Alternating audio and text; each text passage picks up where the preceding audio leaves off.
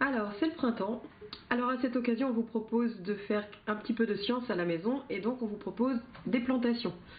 Soit vous avez déjà des graines à la maison, soit en magasin, vous allez pouvoir trouver des graines de petits pois, ce qu'on vous propose aujourd'hui, des graines d'œillet d'Inde ou encore des graines de radis.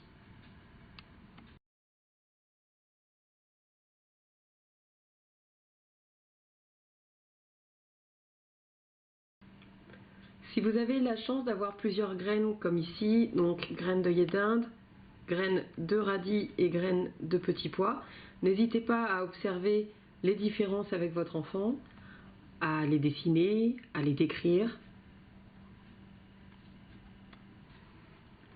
Vous pouvez coller une graine, donc lui demander de la dessiner, la légender, œillet d'Inde, et éventuellement vous pouvez coller à côté une photo de la fleur correspondant à la graine. Vous pouvez également écrire une légende en dessous avec votre enfant qui permet de décrire cette graine. Par exemple, celle-ci est noire et blanche, elle est fine, elle est allongée, etc. Ça permet aussi de montrer aux enfants qu'il existe de multiples formes de graines et qu'elles ne sont pas forcément, comme souvent ils l'imaginent, petites et rondes. Prenez le temps d'échanger avec votre enfant pour qu'il vous dise de quoi a besoin cette plante pour pousser.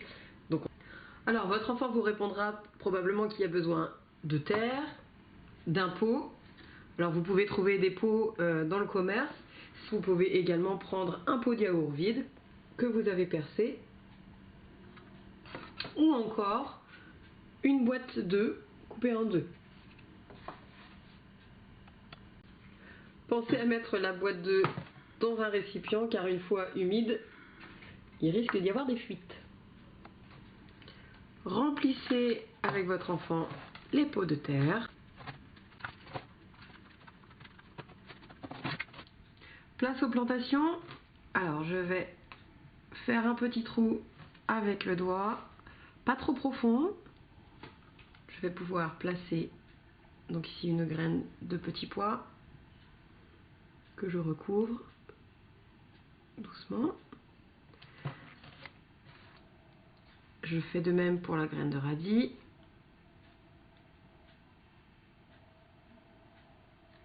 Que je recouvre également. Pour les graines de fleurs, il ne sera pas nécessaire d'aller très en profondeur. Hop, on peut juste la poser en surface et la recouvrir un petit peu.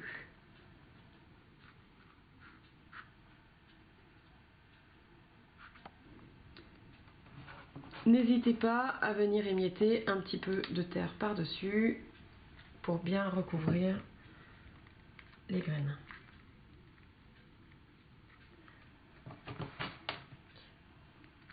Et oui, quand on fait du jardinage, on a le droit de se salir les mains, ce n'est pas grave.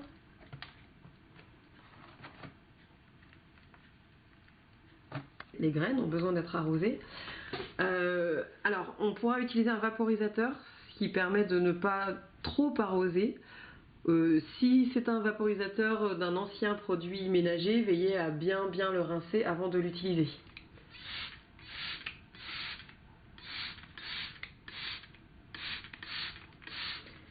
Si vous n'avez pas de vaporisateur à la maison, on va pouvoir utiliser de l'eau et une cuillère. Voilà, 1 à 2 cuillerées suffisent. Ça permet de ne pas mettre trop d'eau.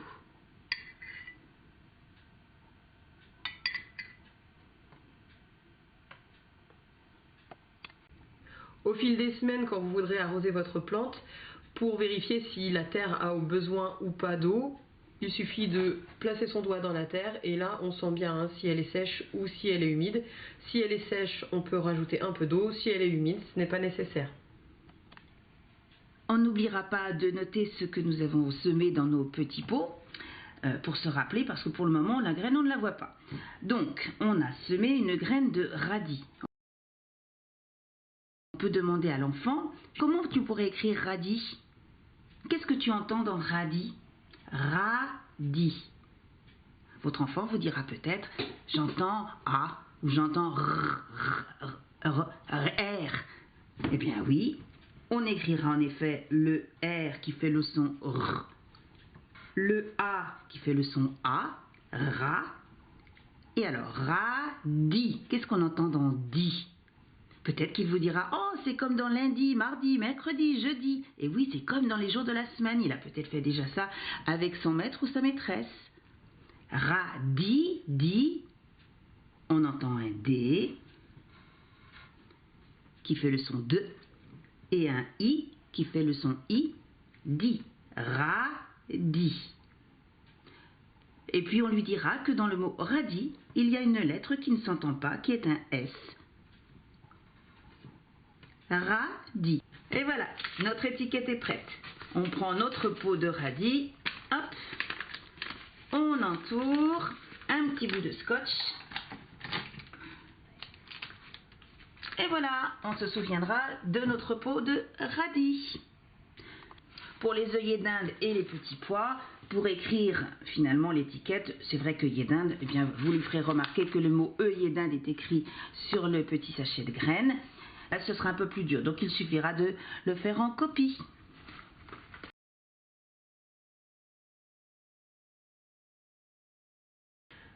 On va ensuite pouvoir faire un dessin d'observation de notre expérience avec les enfants. Alors rappelez-lui qu'un dessin d'observation se fait toujours au crayon gris et, très important, je ne dessine que ce que je vois. Donc, j'ai utilisé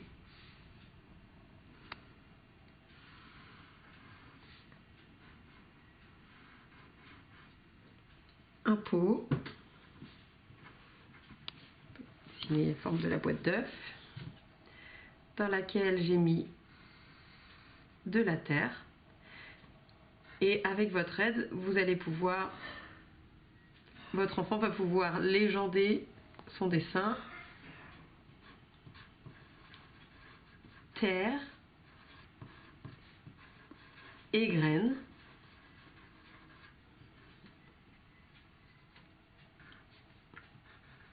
Pot. N'oubliez pas de noter la date à laquelle vous faites votre observation. Samedi 28 mars. Et écrivez avec lui un petit texte explicatif.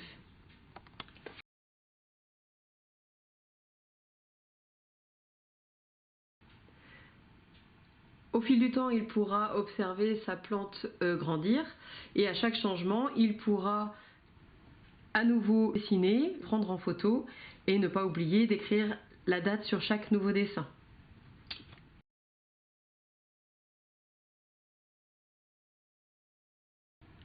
Pour se rendre compte que la plante grandit, il sera intéressant de la mesurer au fil du temps.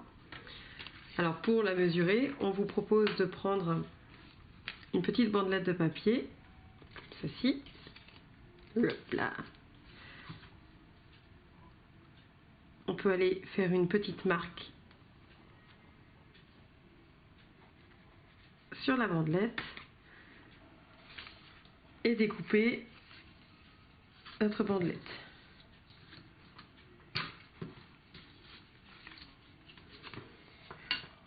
On pourra écrire la date d'observation.